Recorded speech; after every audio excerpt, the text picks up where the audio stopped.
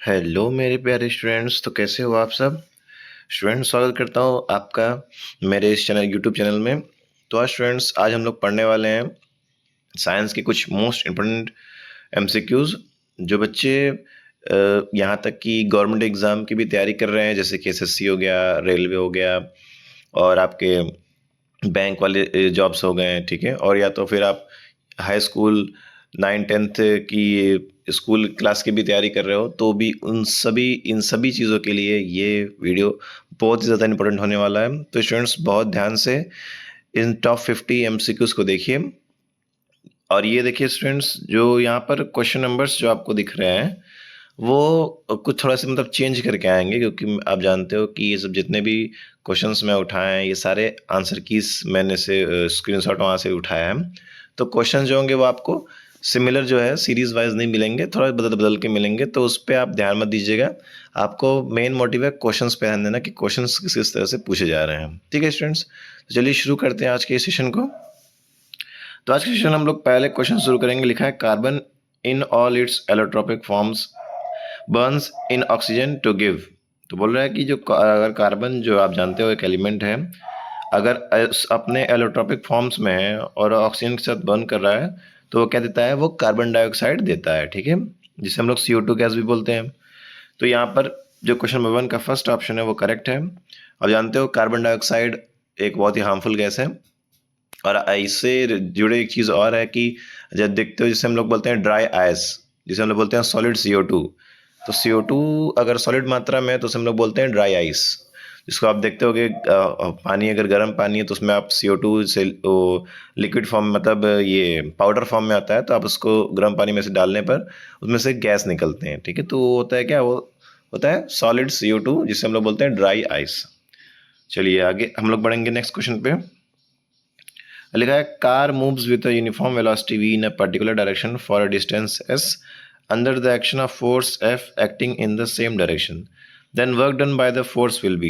तो work done क्या होता है student? W is equal to F into S, मतलब कि फोर्स और जिस डायरेक्शन में फोर्स लग रहा है उस डायरेक्शन में थोड़ी सी डिस्प्लेसमेंट या कुछ डिस्प्लेसमेंट, उसी को हम लोग क्या बोलते हैं? उसी को वर्क डन बोलते हैं।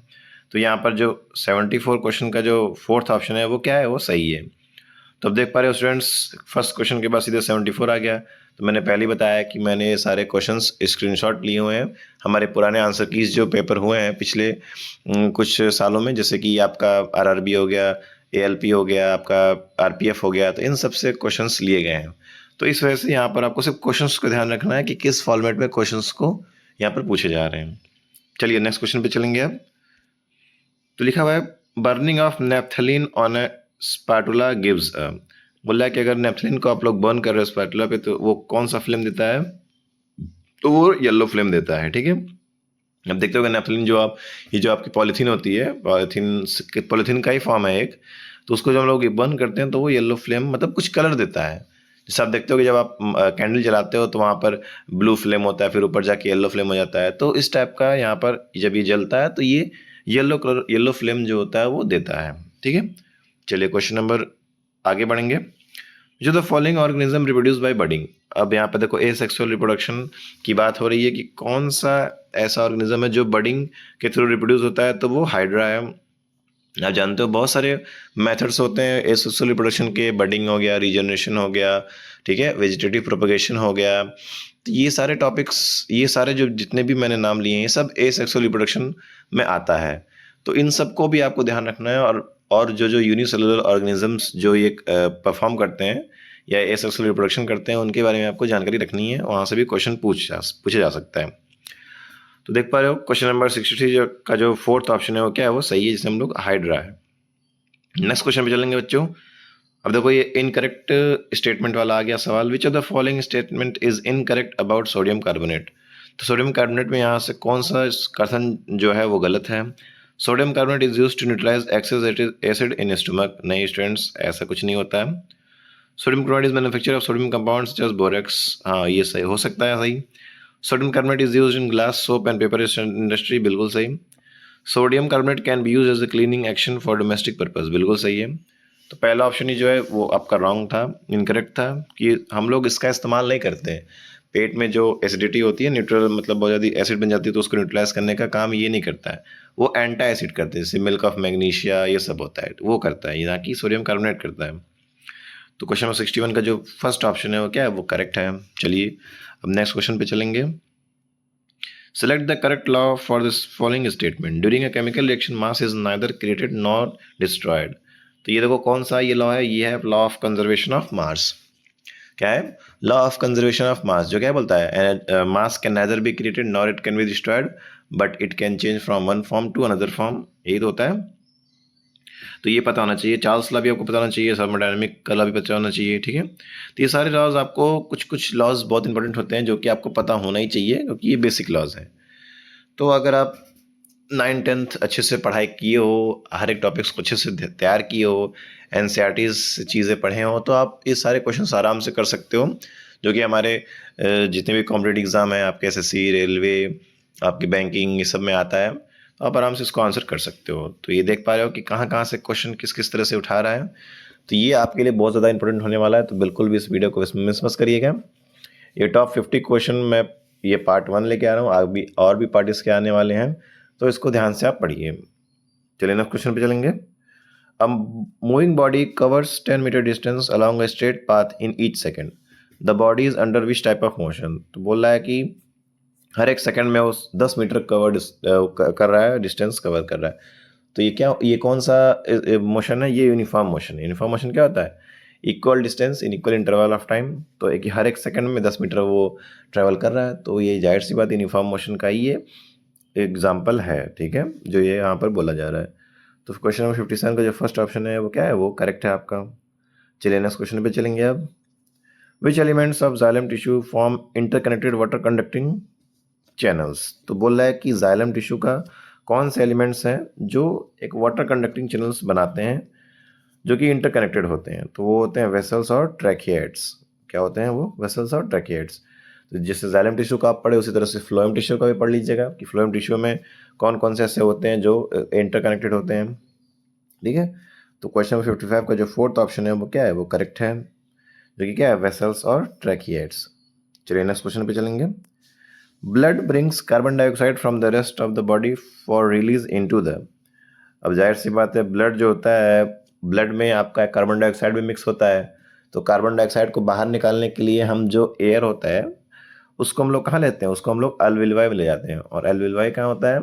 ये हमारे लंग्स में होता है, जानते हो। तो वहाँ पर जाके फिर एक्सचेंज ऑफ CO2 O2 होता है, उसके बाद से CO2 हमारे लंग्स के थ्रू, हमारे नोज के थ्रू बाहर आ जाता है, और फिर वापस से जब हम लोग इनहेल करते हैं तो वो ऑक्सीजन हम लोग इनहेल करते हैं, जो कि ब्लड में मिक्स करके बाकी हमारे बॉडी पार्ट्स में ट्रांसफ़र कर दिया जाता है, ठीक है। तो वही बोल रहा है कि हम लोग जो भी ब्लड जो होता है, जो कार्बन डाइऑक्साइड को मिक्स करा के बॉडी पार्ट्स में रिलीज करता है, उसको एक्सचेंज करने के लिए हम लोग एल्विलवाई में लेके जाते हैं। तो क्वेश्चन 51 का जो सेकंड ऑप्शन है क्या है, वो करेक्ट है। चलिए आगे बढ़ते हैं नेक्स्ट क्वेश्चन पे। In Fleming's left hand rule which physical quantity is represented by middle finger. अब बोल रहा है कि फ्लेमिंग लेफ्ट हैंड रूल में मिडिल फिंगर आपका है, वो क्या शो करता है? तो वो शो करता है डायरेक्शन ऑफ इलेक्ट्रिक फील्ड, ठीक है। क्या शो करता है? Direction of magnetic electric field को ये शो करता है। तो Fleming left hand rule, Fleming right hand rule, right hand palm rule, ये सब आपको पता होना चाहिए, जो कि फ्लेमिंग्स के सारे रूल्स हैं। और ये सब का इस्तेमाल करते हैं हम लोग इलेक्ट्रिक करंट को डिफाइन करने में, डायरेक्शन ऑफ मैग्नेटिक फील्ड को डिफाइन करने पे, डायरेक्शन ऑफ फोर्स, किस डायरेक्शन में फोर्स लग रही है, वो सब डिफाइन करने में हम लोग इसको इस्तेमाल करते हैं। तो क्वेश्चन नंबर 59 का जो फोर्थ ऑप्शन है वो करेक्ट है आपका। चलिए नेक्स्ट क्वेश्चन पे चलेंगे अब। If a person can see far objects distinctly but can not see nearby objects clearly, then this eye defect can be corrected by using a convex lens of suitable power. ठीक है, तो क्या बोल रहा है कि एक person है, वो जो far object distantly but can not see nearby, मतलब दूर की चीज़ें वो अच्छे से देख सकता है, लेकिन नियर बाई वो नहीं देख पा रहा है। तो इस डिफेक्ट को कौन ठीक करेगा? वो ठीक करता है कॉन्वेक्स लेंस, ठीक है। और ये कौन सा आई डिफेक्ट है यहाँ पर? तो ये मायोपिया की बात कर रहा है। अब जानते हो मायोपिया में हम लोग पास की चीज़ों को अच्छे से नहीं देख पाते हैं, लेकिन दूर की चीज़ों को देख सकते हैं। तो यहाँ पर इस डिफेक्ट की ये बात कर रहे हैं। और इसका जस्ट अपोजिट क्या होता है, वो हाइपरमेट्रोपी होता है। उसमें क्या होता है कि पास की चीज़ें जो है वो हम लोग देख सकते हैं लेकिन दूर की नहीं देख पाते। तो ये चीज़ें आपको पता होना चाहिए, डिफेक्ट्स जितने भी होते हैं, मायोपिया, हाइपरमेट्रोपिया, प्रेसबायोपिया, कैटरैक्ट, ठीक है, इस नाइट ब्लाइंडनेस, ये सब चीज़ें आपको पता होनी चाहिए क्या क्या होती है बीमारी। तो यहाँ पर इसका करेक्शन पूछा है, तो convex lens with suitable power. तो मतलब एक आप ले लीजिए कॉन्वेक्स लेंस और फिर उससे आप चीज़ों को क्या कर सकते हैं, करेक्शन कर सकते हैं। चलिए तो हम लोग आगे बढ़ेंगे अब नेक्स्ट क्वेश्चन पे। The relation between thrust pressure and area of an object is given in a given medium is. बोल रहा है कि थ्रस्ट प्रेशर और एरिया में जो रिलेशन है किसी भी मीडियम में वो क्या है, तो thrust is equal to pressure into area. ठीक है, आप जानते हो थ्रस्ट, अब थ्रस्ट जो होता है जब होता है ना कि मतलब अगर पानी में हो तो अब जो अब थ्रस्ट लगता है वो बाउंड फोर्स होता है, अब जो अपवर्ड साइड लगता है। तो और जब आप देखते हो कि जब आप किसी बहुत ही हाई जगह से आप जब कूदते हो तो नीचे आप जब गिरते हो तो देखते हो कि ऊपर की तरफ एक बहुत ज़्यादा प्रेशर लगती है जिसे हम लोग फ्रिक्शन बोलते हैं, एयर फ्रिक्शन। तो इस तो यहाँ पर वहाँ पर आप लोग एयर फ्रिक्शन बोलते हो, और जब लिक्विड की बात करें तो यहाँ बाउंड फोर्स बोलते हो। तो यही पूछ रहा है यहाँ पे थ्रस्ट प्रेशर और एरिया का रिलेशन, जो कि फोर्थ ऑप्शन में दिख रहा है, T is equal to P into A. चलिए नेक्स्ट क्वेश्चन पे चलेंगे। Where does the centre of curvature of a concave mirror लाई।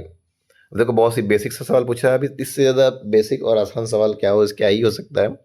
बोल रहा है कि सेंटर ऑफ कर्वेचर जो कॉनकेव मिरर का होता है वो किधर लाई करता है, जिस तरफ उसका रिफ्लेक्टिंग सरफेस है उस तरफ या नॉन रिफ्लेक्टिंग सरफेस की तरफ। जाहिर सी बात है रिफ्लेक्टिंग सरफेस की तरफ ही इसका सेंटर ऑफ कर्वेचर लाई करेगा। तो देखो लिखा हुआ है in the front of the mirror, mirror के फ्रंट में ही ये सेंटर ऑफ कर्वेचर ही आपका लाई करता है। चलिए नेक्स्ट क्वेश्चन पे चलेंगे अब। Reflex arcs are formed in which part of the nervous system. अब जानते हो रिफ्लेक्स एक्शन, ये बोर्ड में बहुत ज़्यादा सवाल पूछा गया है और कहीं ना कहीं कॉम्पिटिटिव एग्जाम में भी ये रिपीटेड क्वेश्चन ही है।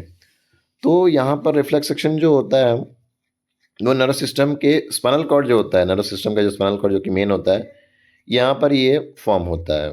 मतलब कि यहाँ पर जो भी रिफ्लेक्स एक्शन चीज़ें देखने को मिलती हैं, तो जो पाथ होता है जिस तरह से वो जो इफेक्टिव ऑर्गन होता है जहाँ पर इफेक्ट होता है और ब्रेन तक पहुँचाने का काम वो यही स्पाइनल कॉर्ड ही करता है। ठीक है, तो रिफ्लेक्स सेक्शन में जो स्पाइनल कॉर्ड है वो सबसे ज़्यादा मेन होता है, क्योंकि ये एक पैसेज बनता है जो कि बताता है कि हाँ भाई क्या इफेक्ट है, क्या करना है क्या नहीं करना है, कब हाथ पीछे करना है, कब वहाँ से आराम से रखना है। तो ये सारा काम स्पाइनल कॉर्ड ही बताता है। तो क्वेश्चन नंबर 32 का जो सेकंड ऑप्शन है वो करेक्ट है आपका।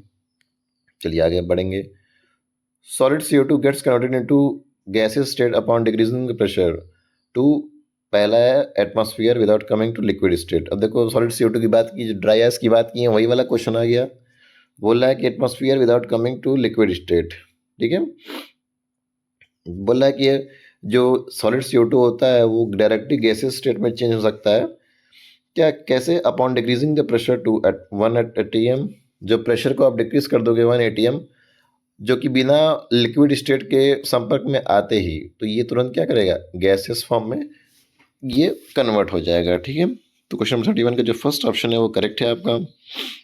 तो स्टूडेंट्स आप देख पा रहे हो कि कैसे कैसे किस किस टाइप से कैसे कैसे यहाँ पर सवाल पूछे जा रहे हैं। तो आपको उसी तरह से प्रिपरेशन करनी है, चाहे वो आप बोर्ड एग्ज़ाम की तैयारी कर रहे हो या फिर कोई कॉम्पिटेटिव एग्ज़ाम की तैयारी कर रहे हो। और ये जो आपका आंसर की है वो आपका RRB ALP का ही प्रीवियस ईयर का है, जो कि 2024 में पेपर हुआ था।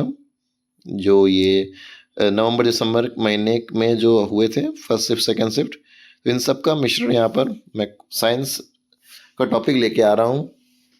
और स्टूडेंट्स इससे अच्छा वीडियो आपको कहीं नहीं मिलेगा। जितने भी प्रीवियस ईयर क्वेश्चंस थे जो कि RRB ALP में 2024 में पूछे गए थे सारे शिफ्ट में, वो सारे शिफ्ट के मैं क्वेश्चन आपको कराऊंगा। तो आप इस चैनल पे बने रहिए जिससे कि आपको पूरी नॉलेज जानकारी मिलती रहे। ठीक है, चलिए क्वेश्चन नंबर 27 पे मूव कर रहे हैं, जो कि क्या है, which physical quantity represents the rate at which electrical energy is dissipated और consumed in an electric circuit.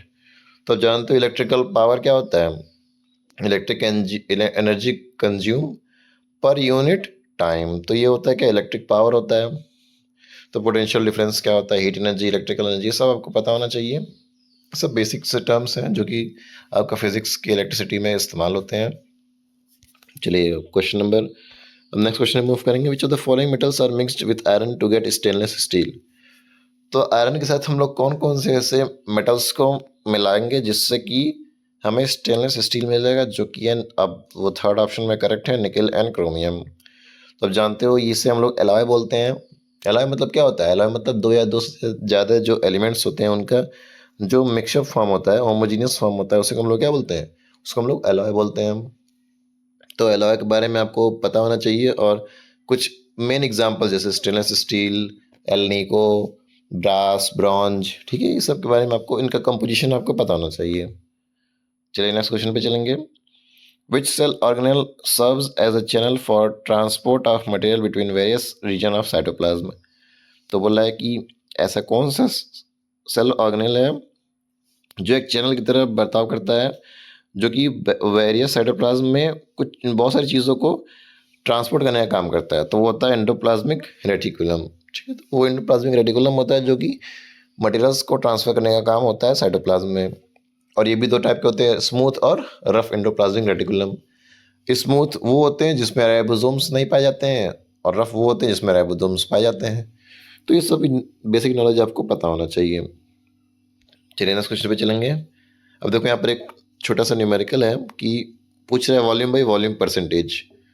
तो आप जानते हो वॉल्यूम बाई वॉल्यूम परसेंटेज क्या होता है? Volume of solute upon volume of solution into 100। तो ये वाला फॉर्मूला आप लगा के यहाँ पर क्वेश्चन को सॉल्व कर सकते हो। तो आप इसको सॉल्व करिएगा, 25% आपका जो है वो आंसर आ जाएगा, यहाँ पर दिया हुआ है। चलिए नेक्स्ट क्वेश्चन पे चलेंगे। Which of the following is obtained upon heating ferrous sulphate. अब फेरस सल्फेट को आप जब हीट कर रहे हो तो यहाँ पर क्या क्या चीज़ें आपको मिलेंगी? तो ये आपका फेरिक ऑक्साइड मिलेगा, सल्फर डाइऑक्साइड और सल्फर ट्राइऑक्साइड। ठीक है, तो यहाँ पर ये भी आपको बताना चाहिए, समझ लो कोई कंपाउंड है उसको आप हीट कर रहे हो तो कौन कौन से वो अपने कॉन्स्टिट्यूएंट्स कंपाउंड्स में टूटेंगे, तो आपको पता होना चाहिए। इसे हम लोग डीकम्पोजिशन रिएक्शन भी बोलते हैं, जो कि अपने ही कंस्टिट्यूएंट्स ऑर्गेनिक कंपाउंड्स में ये टूट जाते हैं। तो क्वेश्चन नंबर 2 का जो सेकेंड ऑप्शन है वो क्या है? वो करेक्ट है। चलिए नेक्स्ट क्वेश्चन पे चलेंगे। Which of the following is not an example of homogeneous mixture. अब बोल रहा है कि होमोजेनियस मिक्सचर का एग्जाम्पल कौन सा नहीं है। तो आप जानते हो ऑयल इन वाटर, ये होमोजेनियस मिक्सचर का एग्जाम्पल नहीं है, क्योंकि आप जानते हो कि जो पानी में तेल जो होता है वो डिजॉल्व नहीं होता है, क्योंकि तेल की डेंसिटी ज़्यादा होती है, इस वजह से वो पानी की सरफेस पे वो सारा तैरता है। ठीक है, तो यहाँ पर फोर्थ ऑप्शन जो है वो करेक्ट है आपका। चलिए नेक्स्ट क्वेश्चन पे चलेंगे। Which of the following environmental factors play a role in sex determination of few reptile. तो कुछ ऐसे रेप्टाइल्स हैं जिनके सेक्स डिटर्मिनेशन में आपका यहाँ पर इन्वायरमेंटल फैक्टर्स मैटर करता है। तो वो कौन सा इन्वायरमेंटल फैक्टर्स है? तो वो क्या है? वो टेम्परेचर है, मतलब कि तापमान। तो स्टूडेंट्स, अगर आपको ये वीडियो पसंद आ रही है, कंटेंट आपको अच्छा लग रहा है, तो आप ये चैनल कंटेंट आपको अच्छा लग रहा हो या मेरी जो मेहनत है वो आपको अच्छी लग रही हो, बढ़िया लग रहा हो, तो आप ज़रूर से चैनल को लाइक, सब्सक्राइब और शेयर करिए अपने दोस्तों में, ताकि वो भी ये सारे कंटेंट को देखें, समझें और इससे चीज़ों को सीखें। ठीक है स्टूडेंट्स, चलिए आगे बढ़ेंगे हम लोग। The work done by motor पर यूनिट टाइम इज कॉल्ड। अब जब फिर वही पावर वाला ही डेफिनेशन आ गया, वर्क डन पर यूनिट टाइम। वर्क डन पर यूनिट टाइम या फिर electrical engine energy consume per unit time, दोनों ही आपका पावर से रिलेटेड है। वहाँ पर इलेक्ट्रिक पावर जुड़ जाता है, यहाँ पर नॉर्मल पावर जुड़ जाता है। ठीक है, देखो पावर एक इंसान से रिलेटेड भी डिफाइन हो सकता है और इलेक्ट्रिसिटी से रिलेटेड भी डिफाइन हो सकता है। इलेक्ट्रिसिटी से कैसे? इलेक्ट्रिक एनर्जी जो कंज्यूम की जाती है वही वर्क डन होता है, जो चार्ज के द्वारा किया जाता है। और नॉर्मल इंसान जो काम करता है वो वर्क डन नॉर्मल के लिए होता है। तो यहाँ पर इसलिए थोड़ा सा वहाँ पर इलेक्ट्रिक पावर कर दिया गया है, यहाँ पर पावर कर दिया गया है, कॉन्सेप्ट वही है। ठीक है, तो क्वेश्चन नंबर 17 का थर्ड ऑप्शन है वो क्या है? वो करेक्ट है आपका। नेक्स्ट क्वेश्चन पे चलेंगे। Select the correct balanced equation for the reaction. अब देखो ये रिएक्शन दिया हुआ है और आपको बैलेंस, जो भी चार ऑप्शन में जो भी सबसे सटीक और बैलेंस्ड केमिकल इक्वेशन है उसको आपको सॉल्व करना है, करेक्ट करना है। तो देखो इस टाइप के सवाल कभी कभार आ जाते हैं, हमेशा का तो नहीं रहता है, लेकिन फिर भी आपको बैलेंसिंग आनी चाहिए, बहुत ही बेसिक चीज़ें हैं। ठीक है, तो उसको आप प्रैक्टिस के दम पर ही सॉल्व कर सकते हो, सही कर सकते हो। ठीक है, तो आप इसको देखिए, सेकंड ऑप्शन में ये करेक्ट दिखा रहा है, जितने भी यहाँ पर दिए हैं, Al2SO4 whole thrice plus 3 BaCl2 gives 2AlCl3 + 3BaSO4, ठीक है। तो सेकंड ऑप्शन क्या है, वो करेक्ट है आपका। चलिए अब आगे बढ़ेंगे। विच of the following device does not make use of current carrying conductor in magnetic field. बोल रहा है कि current carrying conductor in magnetic field जो फिनोमेना है, इस पे कौन सा ऐसा अप्लायंस डिवाइस है जो वर्क नहीं करता है। तो वो इलेक्ट्रिक हीटर है। ये हीटिंग इफेक्ट पे काम करता है, ना कि current carrying conductor in magnetic field पे काम करता है। इलेक्ट्रिक जनरेटर बिल्कुल सही, इलेक्ट्रिक फैन बिल्कुल सही, मोटर बिल्कुल सही। ये सब करंट कैरिंग कंडक्टर वाले डिवाइसेज हैं, फिनोमेना पे बेस्ड हैं। तो क्वेश्चन नंबर 61 का फर्स्ट जो है वो करेक्ट है आपका। चलिए आगे बढ़ेंगे अब देखो यहाँ फिर से न्यूमेरिकल छोटा सा आ गया कि एक रेजिस्टेंस है। The resistance of 10 metre long copper wire is R ohm, what will be the resistance of 5 metre long copper wire. तो बोल रहा है कि 10 मीटर लॉन्ग कॉपर वायर का जो रेजिस्टेंस है वो आर ओम है। तो 5 मीटर लॉन्ग कॉपर वायर का जो लेंथ रेजिस्टेंस होगा वो क्या होगा, वो होगा 0.5 आर ओम, ठीक है। तो ये नॉर्मल सा क्वेश्चन है, इसको आप ज़रूर से कर लीजिएगा, कोई दिक्कत वो ज़्यादा कठिन नहीं है, ठीक है। आगे बढ़ेंगे। Select the incorrect statement. अब इसमें जितने भी स्टेटमेंट दिए हो उसमें से इनकरेक्ट कौन सा है। लिखा female gamete is present in the stigma. नहीं स्टूडेंट्स, स्टिग्मा में तो नहीं होता है ये। दूसरा क्या बोल रहा है, फर्टिलाइजेशन गिव्स अस जायगोट, बिल्कुल सही। Male germ cells are produce by pollen grain, बिल्कुल सही।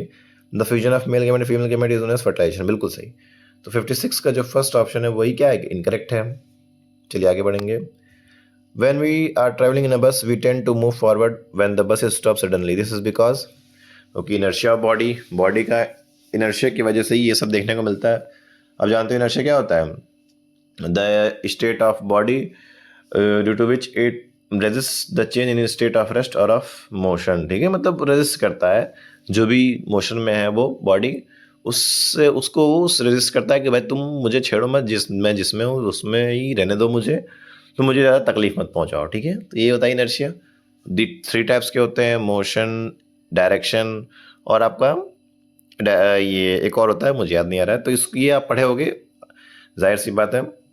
तो इनर्शिया आप ये भी जानते हो, इनर्शिया जो होता है वो बॉडी के मास पे डिपेंड करता है। अगर मास ज़्यादा है तो इनर्शिया भी ज़्यादा ही होगा, ठीक है। तो ये कुछ मैं एडिशनल इन्फॉर्मेशन भी आपको देता रहता हूँ जो कि आपकी जानकारी के लिए बहुत ज़रूरी है। हो सकता है अगला क्वेश्चन इसी पे बन जाए। आप देखे ही थे पहला क्वेश्चन जो CO2 वाला था, तो मैंने अभी बताया था ना, सॉलिड CO2 वाला, ड्राई CO2, तो वो आप देखे थे एक समय आया था कि क्वेश्चन बन गया था उस पर। तो वही चीज़ें हैं। तो जो एडिशनल इन्फॉर्मेशन मैं आपको देता हूँ वो भी आपको ध्यान से सुनना चाहिए, और ये इससे भी क्वेश्चन बहुत बार बन ही जाते हैं, ठीक है। तो क्वेश्चन 51 का जो थर्ड ऑप्शन है क्या है, वो सही है आपका। नेक्स्ट क्वेश्चन पे चलेंगे।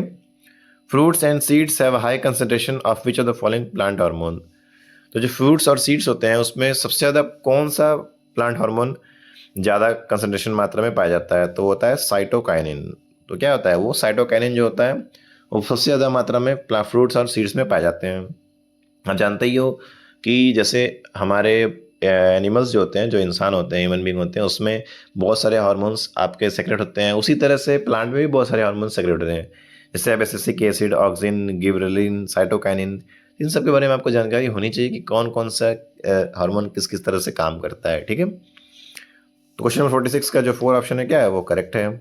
नेक्स्ट क्वेश्चन पे चलेंगे। अब फिर वही इनकरेक्ट पेयर आपको सेलेक्ट करना है। तो पहला ही आपका जो है वो सही है, बैक्टीरिया 4th ट्रॉपिक लेवल पे नहीं आता है। ऑटोट्रॉप्स 1st ट्रॉपिक लेवल पे आता है, बिल्कुल सही। स्मॉल कार्निवोरस 3rd पे, बिल्कुल सही। प्राइमरी कंज्यूमर 2nd पे। लेकिन जो बैक्टीरिया है वो 4th पे नहीं आता है, ठीक है। चलिए स्टूडेंट्स, नेक्स्ट क्वेश्चन पे अब मूव करेंगे। Which of the following is formed by the action of chlorine on a dry slaked lime. तो सूखे स्लेक्ड लाइम पे क्लोरीन का जो एक्शन हम लोग कराते हैं, मतलब रिएक्शन कराते हैं, तो बनता है ब्लीचिंग पाउडर, जिसका फॉर्मूला होता है क्या, CaOCl2। आप जानते हो, बहुत इंपॉर्टेंट है।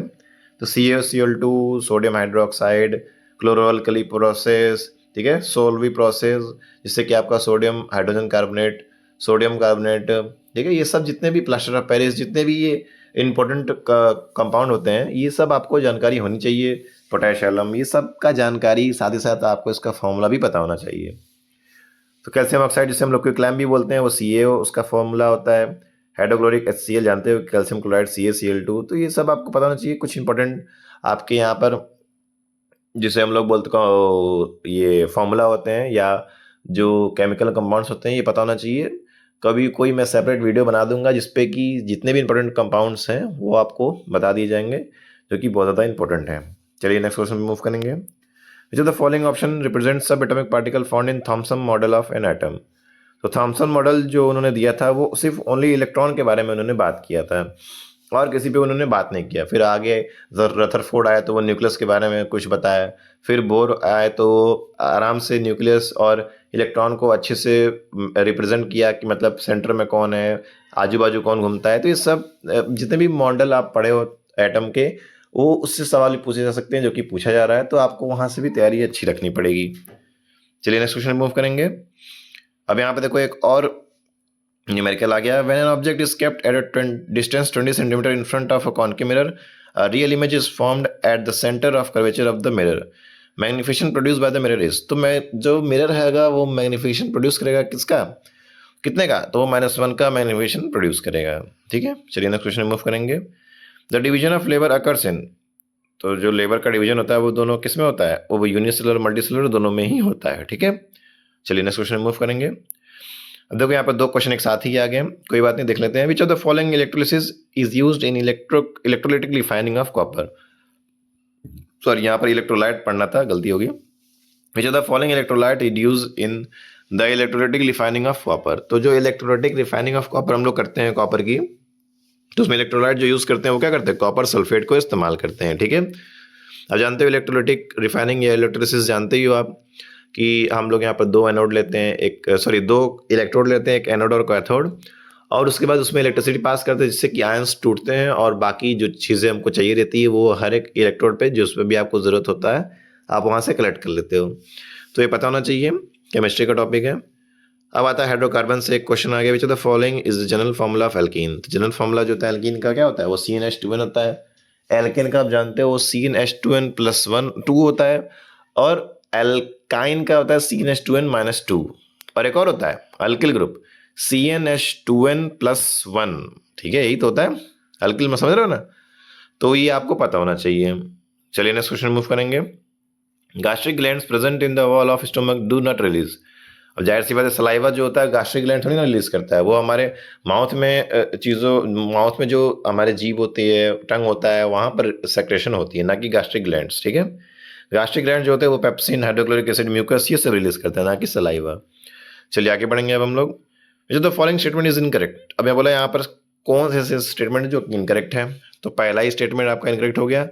The strength of force of attraction between the particles of matter is constant irrespective of the kind of nature. बिल्कुल नहीं, कांस्टेंट तो नहीं होता है, कुछ ना कुछ तो वेरिएशन देखने को मिलता ही है। तो पहला ऑप्शन यहाँ पर क्या इनकरेक्ट है। The particles of matter have force acting between them, बिल्कुल सही। The force acting between the particles of matter keeps them together, बिल्कुल सही। The strength of the force acting between the particles of matter varies from one kind of matter to another, बिल्कुल सही, यहाँ पर variation आपको देखने को मिलता है। तो पहला ऑप्शन ही क्या आपका इनकरेक्ट है। चलिए आगे बढ़ेंगे। What will happen during the free fall of a massive object under the influence of gravitational force of Earth?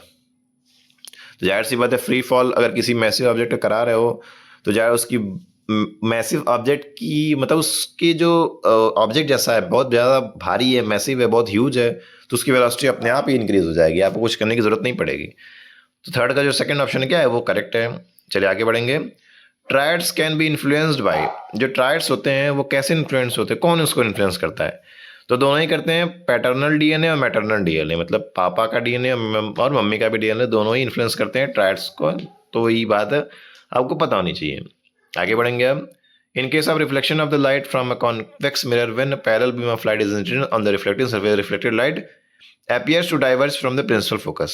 जाहिर सी बात है कॉन्वेक्स मिरर में ये कॉन्वेक्स मिरर क्या होता है, एक डाइवर्जिंग मिरर होता है, तो प्रिंसिपल फोकस से क्या होता है वो डाइवर्ज कर जाता है। तो ये नॉर्मल चीज़ आपको पता नहीं चाहिए, जो बेसिक रे होती हैं जो यहाँ पर किसी भी मिरर पे गिरती हैं, जैसे कि कोई रे है अगर समझ लो प्रिंसिपल एक्सिस के पैरेलल है और किसी रिफ्लेक्टिंग सरफेस पे मिरर के गिर रहा है तो वो फोकस से ही पास होगा और कहीं से पास ही नहीं होगा। ठीक है, तो ये सब जानकारी आपको पता होनी चाहिए। नेक्स्ट क्वेश्चन मूव करेंगे। Which of the following option represents metals that do not react with cold water. अब ऐसे कौन से मेटल्स हैं जो कि कोल्ड वाटर से रिएक्ट नहीं करते हैं, तो वो होता है एल्युमिनियम, आयरन और जिंक। याद रखिएगा, काफ़ी इंपॉर्टेंट सवाल है ये, रिपीट करने के चांसेस हैं बहुत ज़्यादा। चलिए आगे बढ़ेंगे। The atomic number of an atom is equal to, atomic number किसके बराबर होता है? तो जितने भी न्यूक्लियस में प्रोटॉन प्रेजेंट होते हैं वही क्या होता है? इलेक्ट्रॉन, उसी को बोलते हैं atomic number. Atomic number is equal to total number of electron या फिर टोटल नंबर ऑफ सॉरी, यहाँ atomic number is equal to total number of proton या फिर टोटल नंबर ऑफ इलेक्ट्रॉन। ठीक है, तो दोनों ही यहाँ पर एटॉमिक नंबर को शो करते हैं। ठीक है, और मास नंबर क्या क्या दिखाता है? नंबर ऑफ न्यूट्रॉन दिखाता है। ठीक है, जो कि हम लोग मास नंबर को ए से डिनोट करते हैं और एटॉमिक नंबर को जेड से डिनोट करते हैं। ठीक है, तो यहाँ पर ये चीज़ें आपको ध्यान रखनी होंगी। आगे बढ़ेंगे। Which cell organelle is associated with generation of ATP. ATP का फॉर्म क्या होता है? एडेनोसिन ट्राइफॉस्फेट, और एक होता है एडीपी, एडिनोसिन डाइफॉस्फेट। तो यहाँ से कौन सा ऐसा सेल ऑर्गेनेल है जो ये एटीपी एडीपी को जनरेट करता है, ध्यान रखता है? तो वो माइटोकॉन्ड्रिया होता है, जिसे हम लोग सेल का पावर हाउस भी बोला जाता है। मतलब यहाँ पर जो सेल को एनर्जी मिलती है वो माइटोकॉन्ड्रिया के द्वारा ही मिलती है। तो सेल में जितने भी सेल ऑर्गेनेल्स होते हैं उनका क्या काम है, क्या उनका फंक्शन है, किस किस तरह से वो किस में प्रेजेंट होते हैं, किस में नहीं होते हैं, ये सब आपको पता होना चाहिए। प्रोकैरियोटिक सेल, यूकैरियोटिक सेल, ठीक है, ये सब जानकारी आपको होनी चाहिए। चलिए आगे बढ़ेंगे। विच of the following is the characteristics of striated muscles.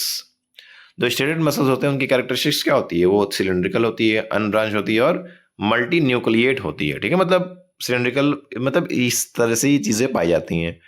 तो 56 का जो थर्ड ऑप्शन है क्या है? वो करेक्ट है। आगे बढ़ेंगे। अब देखो वही बात हो गई, हीटिंग इफेक्ट जो होती है इलेक्ट्रिक करंट की, उस पर कौन कौन से डिवाइस आपको मिल जाएंगे? तो आयरन मिल जाएगा, electric toaster, oven, electric kettle, electric heater, ये सब आपको इलेक्ट्रिसिटी के हीटिंग इफेक्ट पे डिवाइस मिल जाएंगे। ठीक है, तो ये आपका करेक्ट ऑप्शन है सेकंड वाला। आगे बढ़ेंगे आप। विच of the following is produced when hydrochloric acid reacts with water. तो जब एसिड रिएक्ट विथ वाटर तो हमें क्या मिलता है? H3O प्लस और Cl माइनस। तो ये दोनों ही आपको यहाँ पर देखने को मिलेंगे। चलिए नेक्स्ट क्वेश्चन मूव करेंगे अब। Twinkling of stars is related to the phenomena of. तो जो स्टार जो चमकता है ना, तारे चमकते हैं, तो ये कौन से फिनोमेना पे बेस्ड है लाइट के? तो वो रिफ्रैक्शन ऑफ लाइट पे बेस्ड है। ठीक है, बहुत सारे यहाँ पर आपको रियल लाइफ में एप्लीकेशन मिल जाएंगे आपका रिफ्रैक्शन का, जैसे कि इंटरफेरेंस का, जैसे कि आपका रेनबो हो गया, फिर तारे कैसे चमक रहे हैं। ठीक है, और यहाँ पर डिफ्रैक्शन और यहाँ पर डिस्पर्शन सब देखने को मिल जाता है। जैसे कि हमारा आकाश इतना नीला क्यों है, बादल वाइट क्यों होते हैं। ठीक है, हमारा जो जब सन डूबता है और जब सन राइज करता है तो दोनों समय हमारा जो वो उसके आसपास के एरिया जो रेडिश क्यों हो जाते हैं, ये सब आपका रिफ्लेक्शन ऑफ लाइट और डिस्पर्जन पे बेस्ड आपके यहाँ पर रियल लाइफ एग्जाम्पल है। सब आपको बारे में पता होना चाहिए कि क्या क्या नहीं है। चलिए आगे बढ़ेंगे। In case of jelly which of the following is dispersed phase. तो जेली में कौन सा यहाँ पर डिस्पर्स फेज में पाया जाता है? वो लिक्विड फेज होता है। आगे बढ़ेंगे। The amount of force need to accelerate 10 kg of mass at 2.5 metre per second is. तो बोल रहा है कि अगर हमें कितना फोर्स की जरूरत पड़ेगी, 10 किलो वजन जो मास होता है उसको 2.5 मीटर पर सेकंड स्क्वायर की स्पीड से, तो वो 25 न्यूटन लगेगा। तो यहाँ पर फॉर्मूला आपका इस्तेमाल हुआ है जो कि है F is equal to M A. तो आप ध्यान से पढ़िए, F is equal to M A जो होता है वो आपका क्या दिखाता है? वो दिखाता है सेकंड लॉ को भी बताता है न्यूटन के, तो पता होना चाहिए आपको। आगे बढ़ेंगे। अब यहाँ फिर से आ गया है बैलेंस करने के लिए। तो देख पा रहे हो बैलेंसिंग आजकल पूछ रहा है बहुत ज़्यादा, तो बोर्ड एग्जाम में बैलेंसिंग बहुत ही ज़्यादा इंपॉर्टेंट है, हमेशा पूछता है। ठीक है, बहुत ध्यान से देखिएगा। तो यहाँ पर वही है कि करेक्ट बैलेंस रिएक्शन कौन सा है यहाँ पर? तो वो आपका थर्ड ऑप्शन में दिखा, सॉरी फोर्थ ऑप्शन में दिखा रहा है 3CuO plus 2NH3 give 3Cu plus N2 plus 3H2। ठीक है, तो क्वेश्चन नंबर 21 का फोर्थ ऑप्शन जो है वो करेक्ट है। तो स्टूडेंट्स यहाँ तक आपके टॉप 50 MCQ पूरे होते हैं जो कि हमारे गवर्नमेंट एग्जाम की तैयारी करने वाले बच्चों के लिए बहुत ज़्यादा इंपॉर्टेंट है, चाहे वो RRB हो, SSC हो, बैंकिंग हो, ठीक है, या और भी आपके जो गवर्नमेंट की तैयारी करते हैं उन सब के लिए इंपॉर्टेंट है। और साथ ही साथ जो स्टूडेंट्स बोर्ड एग्जाम की भी तैयारी कर रहे हैं, जैसे 9th 10th हो गए, 11th 12th, उन सब के लिए भी ये वीडियोस बहुत ज़्यादा इंपॉर्टेंट हैं। तो आप सभी बच्चों के लिए ये कंटेंट दिए जा रहे हैं ताकि आप इसको पढ़ें अच्छे से और देखें कि किस किस टाइप से सवाल पूछे जा रहे हैं और फिर उसी तरह से अपनी तैयारी को बूस्ट कर सकें। ठीक है स्टूडेंट्स, तो मैं उम्मीद करता हूँ ये वीडियो आपको अच्छा लगा होगा। नेक्स्ट पार्ट के लिए हमारे चैनल पे बने रहिए और वीडियो को लाइक शेयर सब्सक्राइब करिए। तब तक के लिए अपना ध्यान रखिए, अपने माता पिता का ध्यान रखिए। Thank you very much.